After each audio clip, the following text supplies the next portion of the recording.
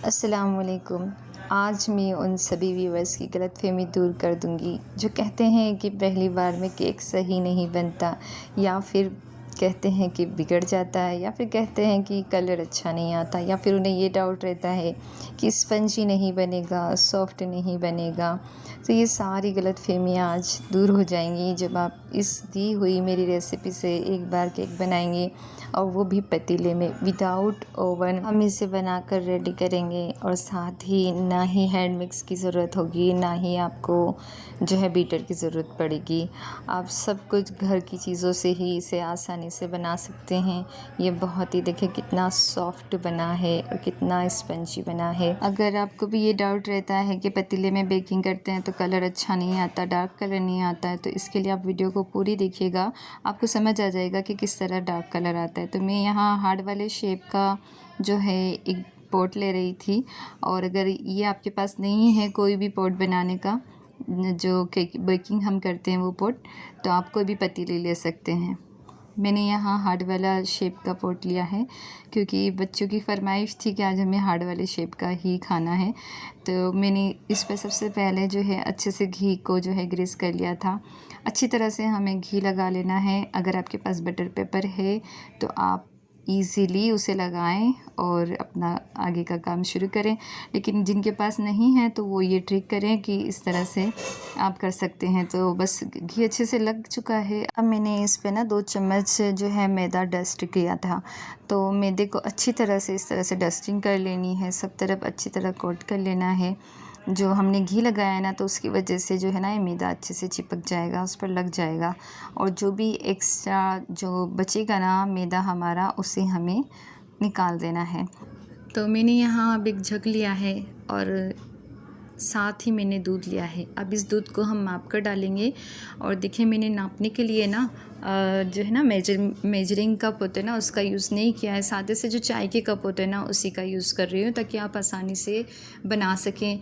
या फिर आप कोई कटोरी भी ऐसी मखसूस कर सकते हैं जिसके नाप से आप जो है ना सारे इंग्रेडिएंट्स डालें। ठीक हो गया।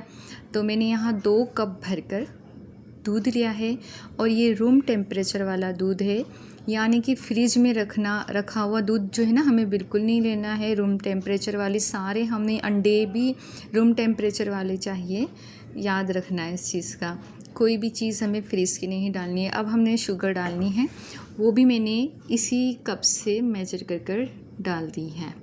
आप चाहें तो शुगर थोड़ी बढ़ा सकते हैं क्योंकि हम मीठा ज़्यादा नहीं पसंद करते हैं। आप अगर ज़्यादा पसंद करते हैं तो थोड़ी सी और डाल सकते हैं, वैसे ये परफेक्ट है। अब हमें इन दोनों चीज़ों को अच्छे से ग्राइंड कर लेनी है। शुगर भी अच्छे से मिक्स हो जाएगी क्योंकि हमने शुगर पाउडर यूज़ नहीं किया है, शुगर यूज़ की है। ठीक है, ये दोनों हो चुके हैं। अब हमें अगला इंग्रेडिएंट डालना है। इसमें 3 अंडे लिए हैं मैंने, वो भी मैं इस जग में ऐड कर दूँगी। अब इसी के साथ ना मैंने एसेंस लिया है, ये वनीला एसेंस ले रही हूँ मैं। आपके पास अगर और कोई एसेंस है तो आप वो भी डाल सकते हैं, कोई दिक्कत वाली बात नहीं है। इससे क्या होगा ना कि अंडों की स्मेल बिल्कुल भी नहीं आएगी, लगेगा ही नहीं कि हमने इसमें अंडे ऐड किए हैं। ये इसकी खुशबू जो होती है ना, वो अंडे की स्मेल के ऊपर गालिब आ जाती है, यानी उसको दबा देती है।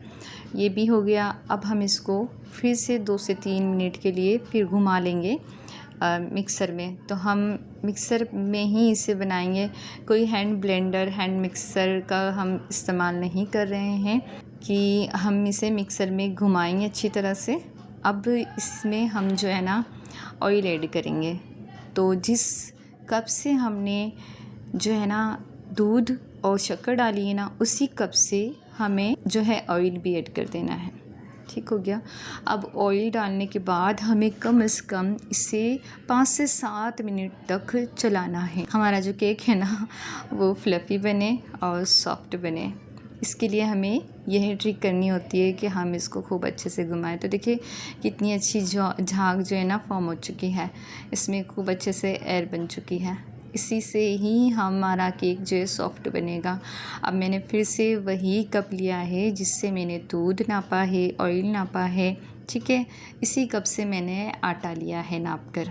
अभी मैंने 1 कप ऐड किया है और इसे छान कर लेना है। हमें याद रखना है जब भी हम बेकिंग की चीज़ें बनाएं ना तो उसमें छान कर ही आटा लिया करें।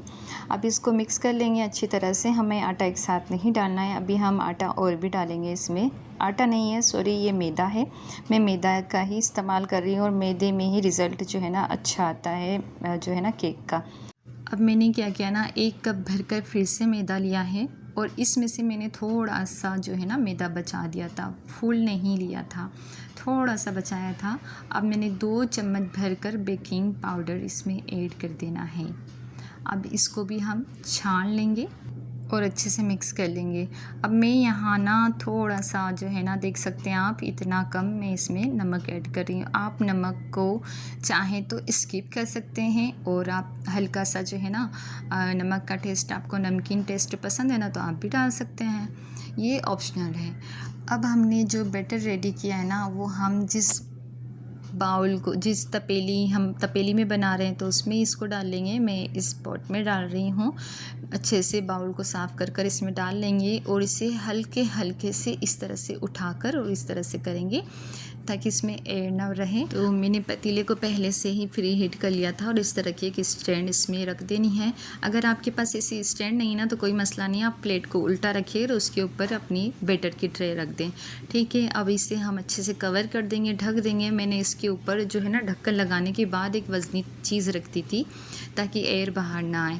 और मैंने इसे पकाने के लिए, इसे बनाने के लिए, इसे बेक करने के लिए, अच्छा कलर लाने के लिए जो ट्रिक की थी ना, वो ये थी कि कभी मैंने इसे लो फ्लेम पर बनाया और कभी मैंने इसको हाई फ्लेम कर दी थी। इसी तरह से मैं कभी लो करती रही और कभी ही हाई करती रही, यानी आँच को कभी हमें फुल पर कर देना है, कभी लो पर कर देना है। तो मैंने 40 मिनट के बाद इसे चेक किया था ना, तो इसमें थोड़ी कमी थी, तो मैंने इसे इसके बाद 20 मिनट और बेक किया है। तो उसके बाद जो कलर आया है ना, सच में पूरा ओवन जैसा कलर आया है। बिल्कुल कोई बता ही नहीं सकता देख कर कि ये वाकई पतीले में बना है। ये देखने में बिल्कुल नहीं लग रहा था कि पतीले में मैंने इसे बेक किया है। तो आप इस ट्रिक से बनाएंगे ना, मेरी दी हुई ट्रिक से आप एक बार बना कर देखिएगा ज़रूर से। आप भी अगर पतीले में बेकिंग करते हैं और आपका कलर अच्छा नहीं आता या फिर आपकी बेकिंग बिगड़ जाती है, आपके केक बिगड़ जाते हैं, तो इस रेसिपी को एक बार फॉलो कर ज़रूर से बनाइएगा और मुझे कमेंट करके ज़रूर बताइएगा। अगर आप ट्राई करने वाले हैं तो भी बताइएगा, और आप ट्राई कर चुके हैं तो मुझे करने के बाद रिप्लाई ज़रूर दीजिएगा कि कैसी लगी मेरी ये ट्रिक और मेरी ये रेसिपी। अल्लाह हाफिज़।